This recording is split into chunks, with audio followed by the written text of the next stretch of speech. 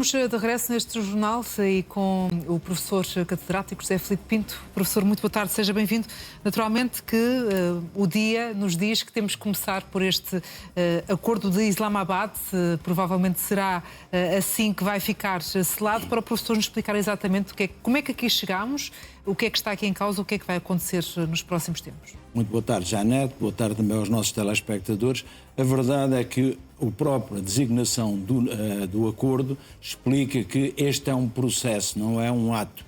Este processo começou em Oman, passou depois para o Paquistão, para Islamabad, e a designação do acordo, que vai ser rubricado em Genebra, ter o nome de Acordo de Islamabad, significa que é um tributo àquela que foi a capacidade de servir de intermediário do Paquistão. E prova também que o facto de ser o vice-presidente J.D. Vance, que vai rubricar esse acordo, e foi ele que também esteve em Islamabad, prova que para os Estados Unidos aquilo que vai ser rubricado era grosso modo o que estava em cima da mesa em Islamabad. Isto é uma forma de passar a responsabilidade da não assinatura do acordo em Islamabad para quem? Para o Irão. Que significa que, segundo Donald Trump, na visão de Donald Trump, para vender internamente, mas também para vender junto aos aliados, em Islamabad poder-se claramente ter rubricado este acordo. Não foi rubricado porque havia linhas vermelhas por parte do Irão que neste momento já se passaram, se não de vermelhas a amarelas, estão muito próximo disso. Portanto, essas negociações decorreram em abril, era em abril, meados de abril. É um processo e atenção, e vai continuar este processo, porque quando eu disse aqui que a guerra real terminou, e eu disse isso já há um mês, tinha terminado. O resto eram escaramuças. Agora, atenção, o que vamos ter é um memorando de entendimento. E este memorando de entendimento vai dar origem àquilo que se chama um armistício. O que nós vamos ter a partir de domingo é um armistício. Que é o armistício? É um acordo formal, deixa de ser, portanto, apenas oral para ser rubricado. É um acordo formal que permite que haja um cessar de hostilidades. Por isso, há aquilo que se chama o cessar-fogo por 60 dias, mas para se assinar um armistício é preciso que as duas partes concordem em determinados aspectos que são concessões à outra parte. Então, quais são as concessões que já aqui temos a qualquer uma das partes? O Irão já se comprometeu que vai reabrir o Estreito de Hormuz, sem portagens. E os Estados Unidos pagaram com que moeda? Deixam de bloquear também o Estreito de Hormuz e os portos iranianos. Depois, o que é que verdadeiramente o Irão também já se comprometeu? Que não vai ter nenhuma arma nuclear. Qual é a contrapartida que os Estados Unidos oferecem? Vai haver um levantamento, um descongelamento de parte dos ativos iranianos, ainda que não total e ainda sem data. Depois, o que é que o Irão parece que está na parte de quem perde mais? Não, o Irão diz que o Líbano está incluído aqui neste acordo. O acordo só não será assinado, só não será celebrado se houver um desentendimento de última hora. Mas se houver esse desentendimento, ele será corrigido e em vez de ser em Genebra no domingo, será na semana a seguir. Porque apesar do domingo ser, portanto, o primeiro dia da semana. Porquê é que eu digo isto? Porque, como eu expliquei, as duas partes já perceberam que não há uma vitória bélica, só pode haver aqui uma vitória diplomática. É esse o único caminho. É o único caminho. E há também um dado que eu classifico como muito importante neste processo todo. Repare, Donald Trump disse que o acordo estava finalizado. O Irão não disse que estava finalizado. E repare, eu trouxe uma imagem da rua do Irão. Esta imagem foi tirada ontem. E o que é que acontece? O que nós vemos é a continuação ainda da inculcação ideológica por parte do regime iraniano. Significa que, se percebermos, porque é que eu digo que é um dado importante, Janete? Porque Donald Trump disse, chegámos a acordo as duas partes. Duas. Onde não entra Israel. Não entra Israel, mas inclui o Líbano. Mas também não inclui nem o Líbano, nem o Hezbollah. Então quer dizer que para haver um acordo, um armistício total, seria a 5. é apenas a 2. E esta imagem explica claramente. É um mural que está na rua de Teherão e em que se vêem os caças, portanto, iranianos, a atacarem quem? Os Estados Unidos e, repare, a destruir o símbolo de Israel. Isto significa que a guerra entre o Irão e Israel é diferente da guerra entre o Irão e os Estados Unidos. E essa vai prosseguir. E vai prosseguir. E depois vai prosseguir e vai levar-nos ao Líbano. Repare, a semana passada, são dados de hoje, a semana passada Israel atacou o Líbano e diz que atacou 319 alvos no Líbano e disse que tinha matado 80 terroristas. Mas Israel, o mesmo Israel que faz isto, também é o mesmo Israel que está a progredir na Cisjordânia.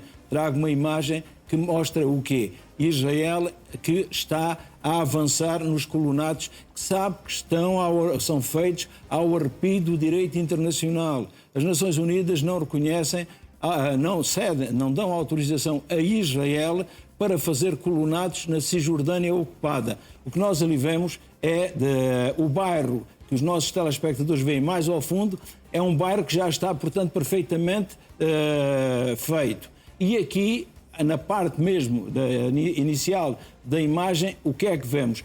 Vemos que estão a montar blocos. São casas pré-fabricadas. Para quê? Para continuar o avanço de Israel na Cisjordânia. De maneira a que o governo de Netanyahu agrada a quem? Aos ultra-ortodoxos, que dizem que têm de continuar a expulsar tudo o que é palestiniano da Cisjordânia para fazerem da Cisjordânia um prolongamento de Israel, porque consideram que é parte integrante de Israel. E daí a bandeira que ali está. A bandeira que nós vemos é a bandeira de Israel. O que é que vamos assistir nos próximos dias? A mais casas pré-fabricadas a juntarem-se a esta casa ao arrepio do direito internacional para formar novos bairros de colonos israelitas na Cisjordânia ocupada. Quer dizer que Israel vai continuar as suas guerras. E as suas guerras são contra o Hamas, em Gaza, contra o Hezbollah no sul do Líbano e contra a autoridade palestiniana na Cisjordânia. Portanto, Israel não vai terminar este conflito. E daí há um problema. Como é que vamos incluir o Líbano? Porque uma coisa é o governo do Líbano, que está disponível perfeitamente para a paz. E porquê é que está disponível? Porque percebe que, tendo Israel como inimigo e o Hezbollah incontrolável, nunca mais regressa a paz ao Líbano. O Líbano passa a ser uma terra de ninguém, mas a verdade é que o governo do Líbano não consegue impor o seu poder em todo o seu território. Para haver um Estado é preciso haver três coisas. É preciso haver um território, um povo e um aparelho de poder. E o aparelho de poder tem de conseguir impor a legislação em todo o território.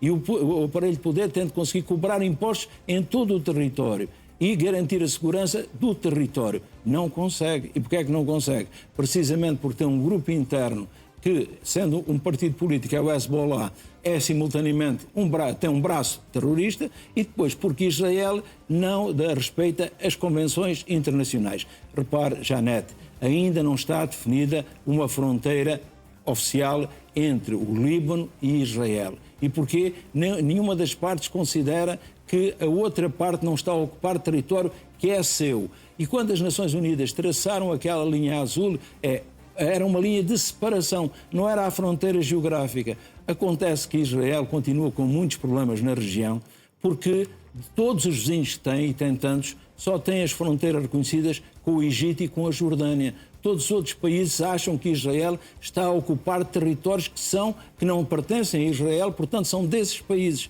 Portanto, o conflito no Médio Oriente vai continuar, a guerra entre o Irão e os Estados Unidos já terminou, vai entrar agora num armistício.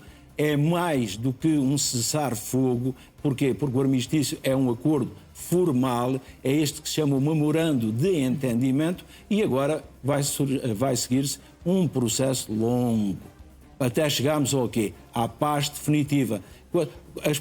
A paz termina, ou a guerra termina na essência total, quando se rubrica um acordo de paz. O que nós fazemos agora é um memorando de entendimento. Dá origem a um armistício. Este armistício pode vigorar de quanto tempo?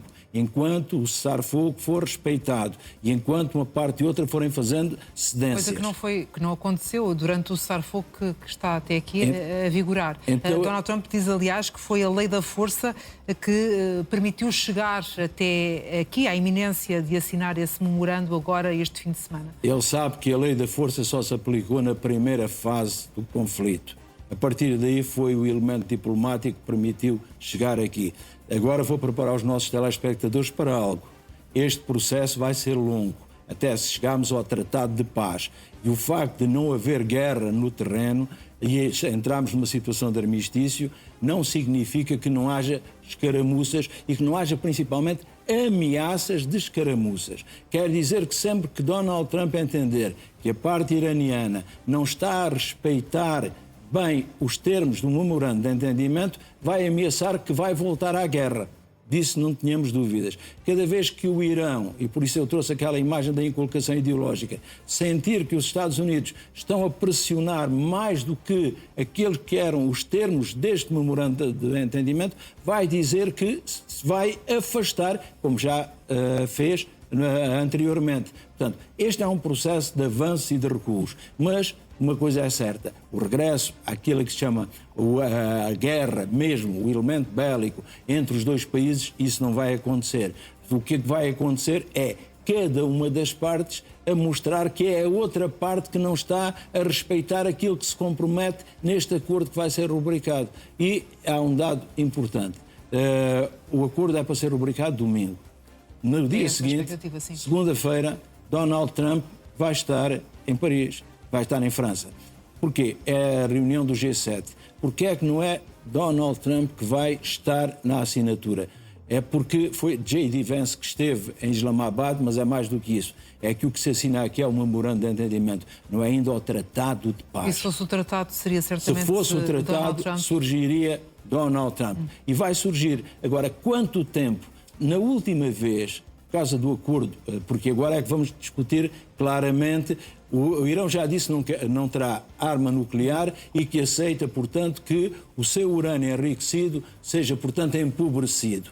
Mas há muito aqui a negociar. Qual é o limite até o qual o urânio pode enriquecer o urânio? Que países é que vão, portanto, ajudar o Irão neste enriquecimento do urânio para fins civis? Depois, quem é que vai acompanhar o processo? Vai haver aqui um dado importante. A Agência Internacional de Energia Atómica faz visitas periódicas, mas os Estados Unidos querem que essas visitas, para além de periódicas, sejam também visitas espontâneas, em que a agência... Mas um fator surpresa. Exatamente, a agência decide que é momento para ir vigiar e, portanto, o Irão não está muito receptivo a esse passo. Portanto, há aqui ainda muitos aspectos a limar, mas estes aspectos não implicam que o armistício vá vigorar, que não haja um regresso às armas. Agora, isto desagrada profundamente a um país, chama-se Israel. E porquê é que desagrada a Israel? Porque, como Donald Trump disse, a partir de agora Israel está sozinho e com a agravante de que os Estados Unidos não podem apoiar os ataques israelitas ao Líbano, já que o Líbano faz parte do acordo. E, portanto, Israel, a meu ver, é aqui o grande derrotado. Donald Trump foi um derrotado desde o início por uma razão muito simples. Porque aquilo chama-se, aquilo a que eu chamo um desastre estratégico. E porquê um desastre estratégico? Quando não se definem bem ou corretamente os objetivos, nunca se pode ter sucesso. Portanto, é um desastre estratégico que ele conseguiu minimizar. Minimizar com que dois elementos. Um primeiro, o Estreito de Hormuz, dentro de 30 dias, retoma a normalidade da circulação, mas abre já de imediato. Esqueci de que ele estava aberto antes deste conflito. Pois. E qual é a grande vantagem? É que, de facto, o Irão tem urânio enriquecido a 60%, mas tem mais 11 toneladas de urânio que podem enriquecer a qualquer momento. E há a garantia do lado do Irão de que não irá ter arma nuclear. Essa é a grande vitória de Donald Trump, a única. O Irão, o que é que acontece? Verdadeiramente ganha economicamente. Então eu diria que quais são os dois elementos que implicaram a diplomacia? De um lado, no caso de Donald Trump, é o peso político de continuar um conflito que não tem capacidade de vencer. Sendo que a data em que anuncia o fim da guerra é a data em que começa o Mundial e que tem os Estados Unidos como anfitrião. De resto, o professor já aqui tinha antecipado esse número no calendário que tinha a importância que tinha. E porque começa a haver uma reação interna. Vai haver uma grande feira. Funciona quase como uma exposição do que melhor fazem os Estados norte-americanos, os 50 Estados. 5 Estados já disseram que não vão estar presentes. E Donald Trump lida muito mal, a sua autoestima lida muito mal com o não aceitarem as suas sugestões. Ele quer que os 250 anos tenham uma cerimónia como nunca se viu. Daí ele falar na medalha, daí ele falar na nota, daí ele falar no passaporte, em que a sua figura está sempre presente, mas também precisa demonstrar que consegue congregar os Estados que são republicanos, mas também os Estados que são democratas, naquilo que é uma grande disposição do que é o quê? O progresso norte-americano. 5 Estados já disseram que não vão. E isto é uma machadada no orgulho de Donald Trump. Portanto, Donald Trump é alguém que, tendo um elevadíssimo autoconceito, tem uma baixa autoestima e precisa, portanto, que não o contrariem, que o elogiem. E todas as situações em que ele se sente desrespeitado, sente-se ofendido e, portanto, a sua autoestima ainda baixa mais. Do lado do Irão, porque é que o Irão cede? Aqui a dimensão é política, porque o regime se mantém, mas é essencialmente económica, porque a situação económica no Irão é muito periclitante. Está a haver falta de bens e por isso é normal que haja paz.